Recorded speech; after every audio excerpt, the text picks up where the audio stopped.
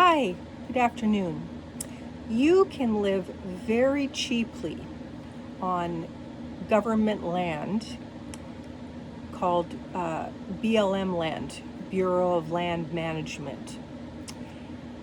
And there are 15 states that have government land that you may most likely can park on. Now, for each state, you would just type into your search engine BLM land. And there is BLM land in California, Arizona, Colorado, Idaho, New Mexico, Oregon, Washington State, Utah, Wyoming, Montana, Nevada, Alaska, Texas, South Dakota, and Wisconsin. So if you're interested in a state and you want to know what's available to camp on, go to blm.gov or BLM land and then put in the name of the state, and all kinds of information. There's very clear pages, and I'm going to be talking today specifically more about Arizona and a little bit of California. California and Arizona in terms of the campgrounds is pretty much the same, and they've sort of joined together in terms of fees. So the long-term visitor area, LTVA, which are the nicest campgrounds in both Arizona and California.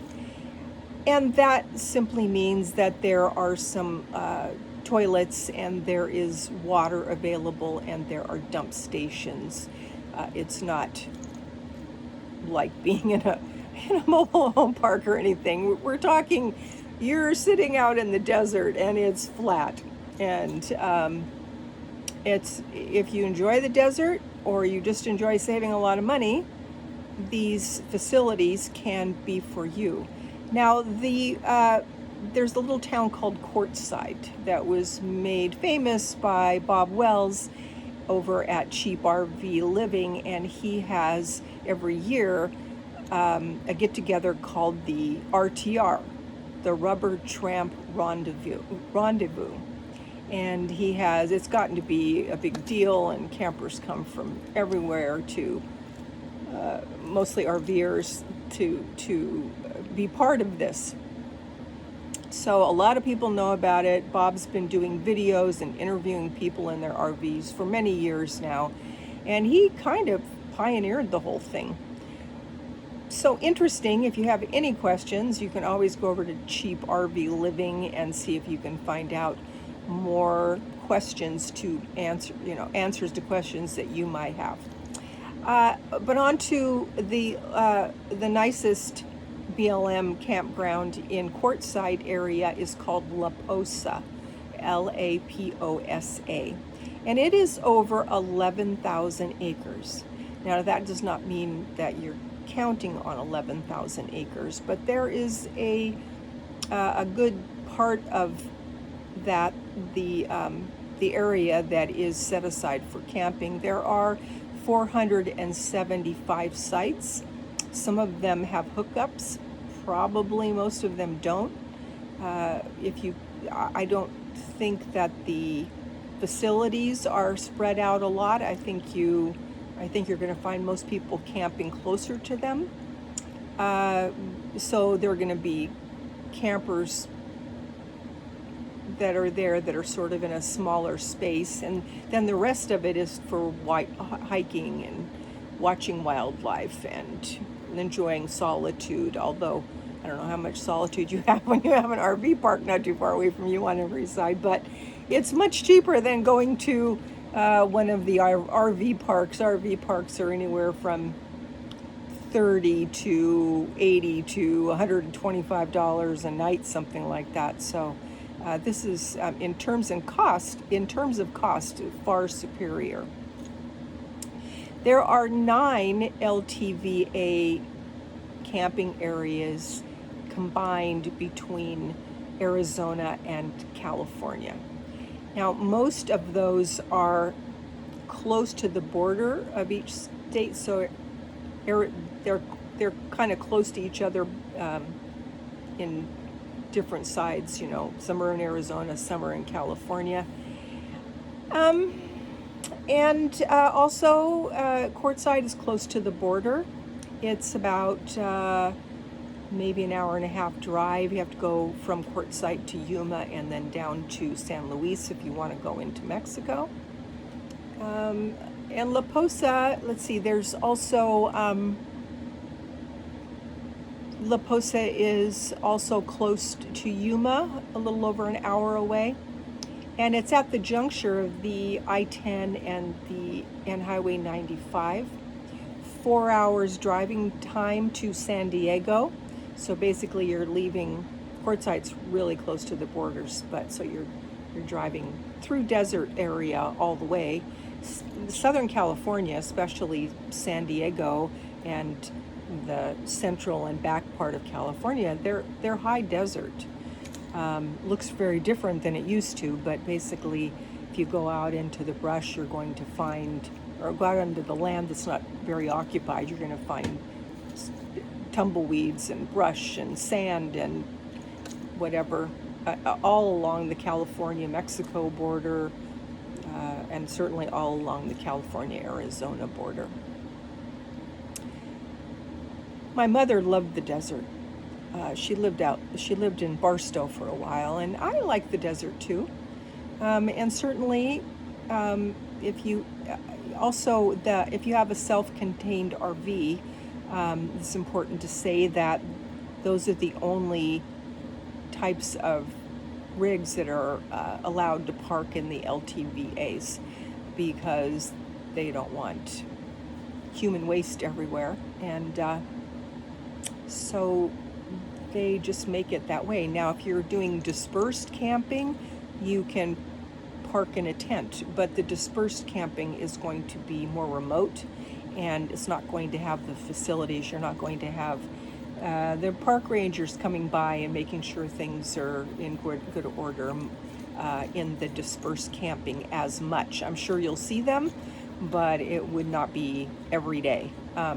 I think at the LTVAs, the park rangers are there, and they want to be sure that you have a permit to be parking there. And you can buy those online, and then from the time you get there, when you get there, you can stop in Yuma at the Yuma BLM office, or I would imagine probably the park rangers will have them, but they will give you paperwork and a decal to put on your vehicle so that they know that you've paid. And the value of that is then also that you get to dump your black water waste and your trash at the La Posa area facility. And you know, the smart rule of RVing is that you leave no trace. So no matter where you are, whether you're staying overnight in a parking lot along the highway, or in a Cracker Barrel, or you're dispersed camping, or you're at La Posa, when you get to your site, there should be no trash. If there is, pick it up, throw it away, and when you leave it as though you were never there. And that way, we retain the rights to be able to do this. There's enough people. You can have 100 people that are perfectly lovely, and you have one bad apple, and it can ruin it for everybody. And that's kind of what has been happening. So if you want to get more information, I want to tell you about temperatures. In the desert, in this area, the low temperatures during the winter are like 38 degrees. It gets very cold in the desert, and it can even snow in the desert, and often does. Not tons usually, but it does snow there. So when you buy that permit that starts in September of one year and goes to April of the next year, and you can move around, but know that you're going to have some really cold weather. And it used to be that it's $180 for, that's not used to be, it's $180 for that permit, and you can move freely between the LTVAs for that time period. It used to be that it was a year-round pass, but nobody stays there in the summertime. It's just too darn hot. And in RVs, there's very little insulation, and so if you're sitting in the sun, it becomes a cooker. So much easier to deal with cold than it is heat, actually. So remember that if you decide to do that. And I'll leave a couple of links in the description for the BLM land that I'm talking about, and all the permits. There's an $180 one, there's a 14-day $40 one, there's an $80 month-long permit, and I think you would need one of those in order to use the dump stations. And then the $180 is for 7 months, and you can move around. So it's really a very good deal. So I hope that was helpful.